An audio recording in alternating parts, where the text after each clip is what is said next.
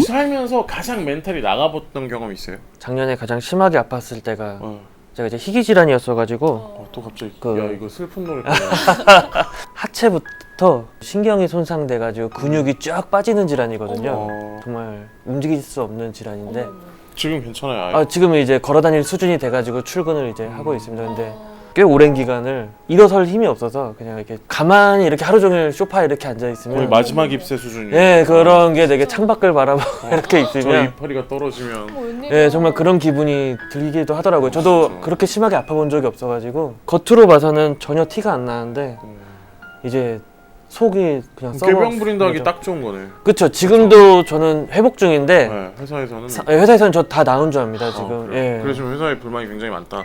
좀 이거 꼭 참으리. 네. 넣어주세요. 아니. 그대로 힘 넣고요. 걸렸다. 예.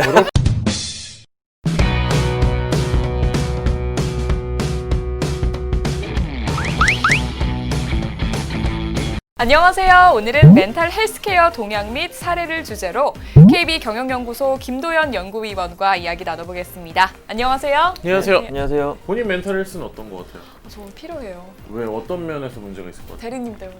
저요? 네. 고령화가 일반화되면서 헬스케어에 대해서 좀 관심이 높은데 예. 멘탈 헬스케어는 좀 생소한 것 같거든요. 어떤지 소개 좀 부탁드릴게요. 예, 요즘 주변에 스마트워치나 밴드를 차고 다니시는 분들을 쉽게 볼 수 있는데요. 네, 여긴 한 분도 없고요. 네. 예, 저희는 없습니다.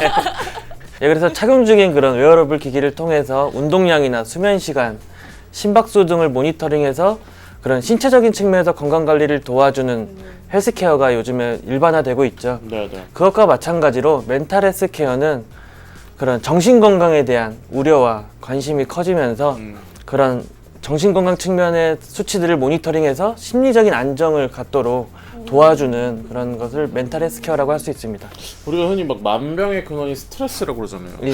그게 좀 연관이 있는 거 아니에요? 그럼? 예, 그렇죠. 스트레스 관리가 핵심 목적이라고 볼 수 있습니다. 대리님의 가장 스트레스의 원인은 뭐예요? 저희가 얼마 전에 진행자가 바뀌었어요. 그때부터 너무 스트레스를 받아갖고 아니 뭐 바뀌실 전에 두분 다 그렇죠. 누군지는 얘기 안 하는데 진행적 안티. 미쳐버리겠어요. 요즘 뉴스를 보면 이 스트레스나 우울증을 겪는 사례를 자주 접할 수가 있는데 네. 이 정신 건강도 관리가 필요해 보입니다. 예, 그렇습니다. 세계보건기구 WHO에 따르면 전 세계적으로 3억 명이 넘는 사람들이 우울증에 시달리고 있다고 합니다. 우리나라의 경우에도 2018년 기준으로 정신질환으로 진료를 받은 사람이 총 302만 명으로 네. 주로 우울증, 불안장애 등을 겪고 있는 것으로 나타나고 있습니다. 특히 10대나 20대를 중심으로 우울증 환자가 크게 늘어나고 있다는 점에서 조기 대응이 더욱 요구되고 있는 시점입니다. 20대. 20대셨어요? 네. 근데 그럼 멘탈 헬스케어는 어떤 방식으로 실제로 운영이 되는 거죠? 해외 멘탈 헬스케어 업체들을 보면 주로 뇌파 데이터 수집을 통해 개인별 맞춤형 피드백을 제공하는 형태라고 보시면 됩니다. 여기서 피드백이라고 하면 이제 음악, 소리, 빛 등을 통해서 명상이나 수면을 유도하는 거죠. 이제는 웨어러블 기기를 통해서 착용한 사람의 뇌파를 파악하여 맞춤형 지원이 가능해졌다는 게 큰 차이라고 할 수 있습니다. 네. 자, 일단 해외에서는 좀 다양한 시도가 되고 있는 것 같은데 혹시 국내에도 이런 기기들이 있나요? 90년대 MC 스퀘어를 모두 이제 기억하실 겁니다. 네. 이제 빛과 소리로 피로감을 해소하고 이제 학습 집중력을 높여주는 기기로 이제 이게 제가 생각하기에는 멘탈 헬스케어의 시초가 아닐까 생각되는데요. 네. 이제 이거에 이어서 최근에 이제 국내에도 아까 말씀드린 바와 같이 이제 뇌파를 모니터링해서 명상이나 음악으로 맞춤형 치유를 제공하는 기기들이 이제 상용화되어서 판매가 시작되고 있습니다. 네. 예. 혹시 MC 스퀘어 써보셨어요? 아니요, 그때 광고만 많이 봤습니다. 광고만 많이 봤어요. 예. 그러니까 집이 그렇게 잘 살진 않았는데 예. 써보셨어요? 저는 써봤어요. 그래요? 그때 좀 살았어요.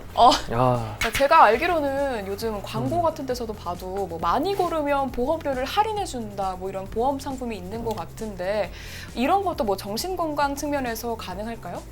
예, 말씀하신 대로 보험업계는 요즘 건강 증진과 연계해서 보험 상품의 개발에 관심이 많습니다. 네. 하지만 정신질환 관련해서는 아직 보험 상품이 활성화되어 있지는 않습니다. 그리고 관련 상품이 있더라도 뇌파를 측정하는 웨어러블 기기가 고가라는 점에서 헬스케어 보험으로 도입은 쉽지는 않을 것 같고요. 네. 그리고 보험 상품 개발을 위한 위험률의 산출도 가능할지에 대한 검토가 필요해서 아직 상품화가 가능할지는 좀 더 검토가 필요해 보입니다. 많이 걸으면 그럼 뇌파가 좋아할 것 같아요? 어느 곳에서 걷냐에 따라서 네. 좀 다르겠죠. 군대에서 그럼 최악이에요. 아, 근데 저는 이게 개인적으로 행군할 때 가장 힘든 게 뭔지 이런 거 궁금하거든요. 출퇴근만 도보로 하셔도 그렇게 예. 혹시 지금 뇌파, 우리의 뇌와 관련된 정신과 관련된 보험 상품이 있나요? 아직 국내도 그렇고 해외에도 관련된 보험 상품은 아직 개발되어 있지 않습니다. 정확히 아직 뭐 수치할 수 없기 그렇구나. 때문에. 네. 자, 오늘은 저희가 멘탈 헬스에 대해 좀 얘기를 나눠봤는데요. 지금 이 얘기를 하고 있는 저희도 내 멘탈은 어떤 상태일까 좀 맞아요. 궁금증이 드는 건 현실인 것 같습니다. 저희는 다음 주에 새로운 지식과 함께 돌아오도록 하겠습니다. 감사합니다.